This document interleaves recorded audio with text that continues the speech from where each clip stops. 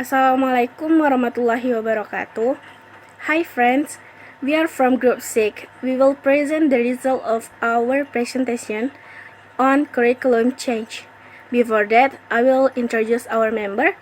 The first is Rahayu as a speaker 1, Rara Calista as a speaker 2, Jayidah as a speaker 3 and 4, and I'm Anggun Siswahyuni as a speaker 5. Okay, for 3, time is yours. Assalamualaikum warahmatullahi wabarakatuh. Hello, I'm Rahayu. Here I want to explain you about the development of the education curriculum in Indonesia.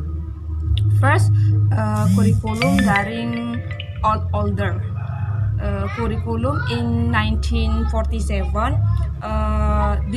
This beginning of this curriculum was formed in 1947 to continue curriculum that had been used by the Dutch because that the time it was still in the process of fighting for independence.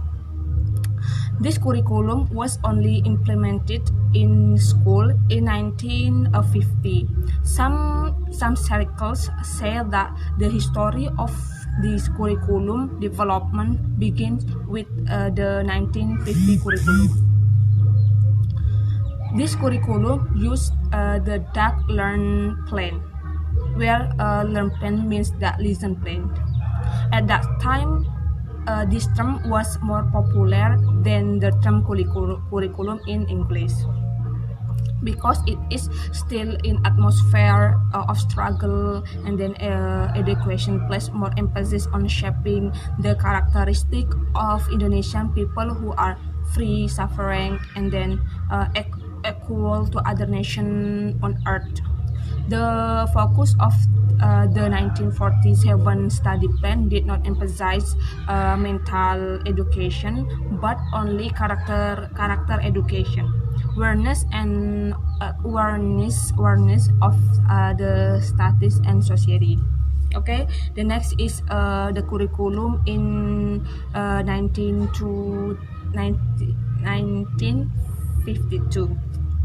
I mean, this curriculum is more detailed for the subject called the 1952 unrelated lesson plan.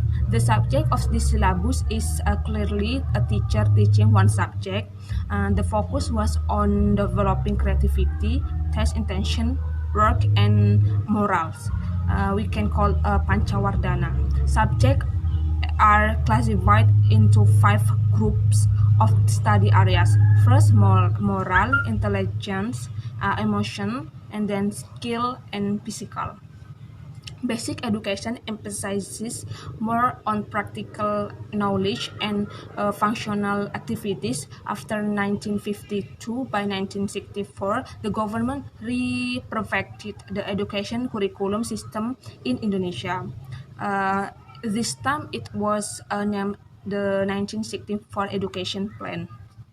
But the characteristic this curriculum is that learning is centered on the Pancawardana program, namely moral, intelligence, emotional, and skill and physical development. What is the characteristic of this curriculum? That each lesson must pay attention to connect of the lesson that is related in everyday life. And the next is curriculum in 1964. I mean that the curriculum system in 1964 was renewed again with this curriculum.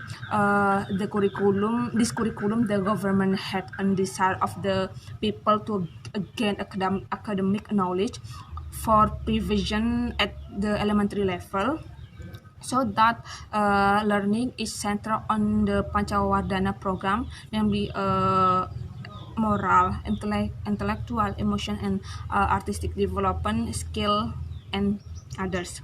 By 1964, the government was re-improving the curriculum system in Indonesia. This time it was named the 1964 education plan. Okay, the next material will be present by Rara. Thank you very much for your attention. Thank you. Well, I will explain the developing curriculum in new order. The new order curriculum began in 1968. The 1968 curriculum was a renewal of the 1964 curriculum, namely the change in the structure of the educational curriculum from Pancawardhana to fostering the spirit of Pancasila, basic knowledge and spatial skill. The 1968 curriculum is the manifestation of the change in orientation towards the implementation of 1945 Constitution in a pure and consistent manner. The educational content in 1968 curriculum is directed at activities to enhance intelligence and skill, as well as develop a healthy and strong physique. Next, the 1975 curriculum. The 1975 curriculum is a substitute for the 1968 curriculum. The 1975 curriculum emphasized the goal so that the education is more efficient and effective. According to Ahmad, there are five principles in curriculum development in 1975.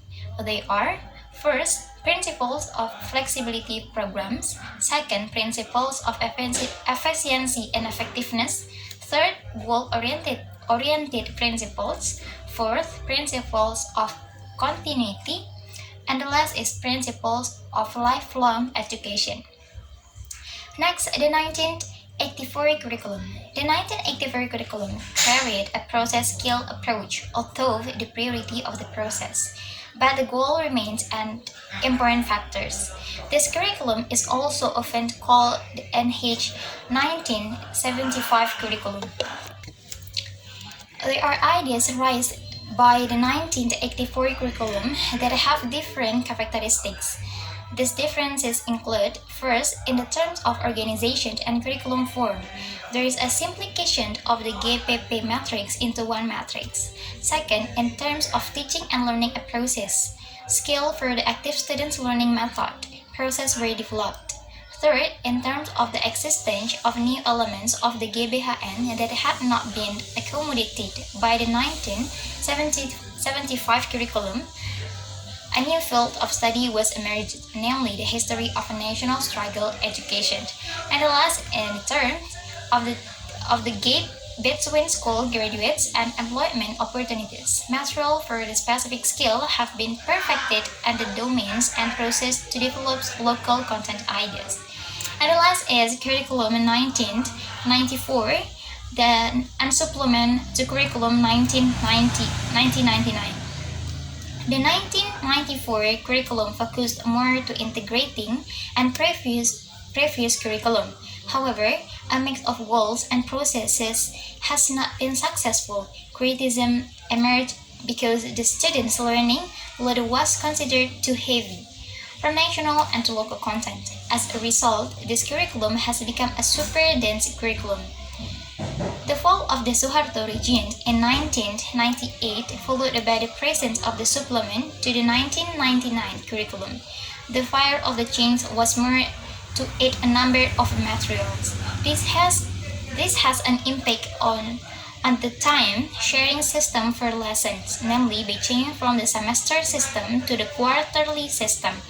With a quarterly system, which is divided into 3 stages in 1 year, it hoped that it can provide opportunities for students to be able to receive quite a lot of subject matter. That's all from me.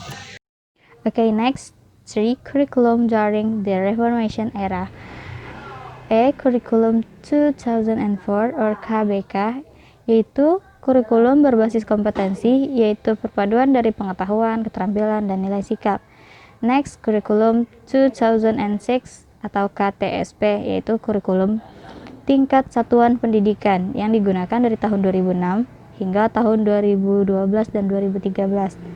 Next, for Curriculum 13 and revision. The Curriculum 13 is different from KTSP. In the Curriculum 13, what kind of graduate competency standard are desired will shape the subject. So, what is needed in the present and future will be given.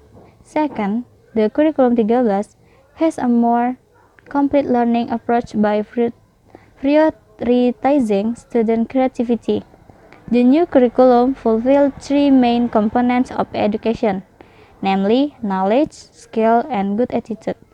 3.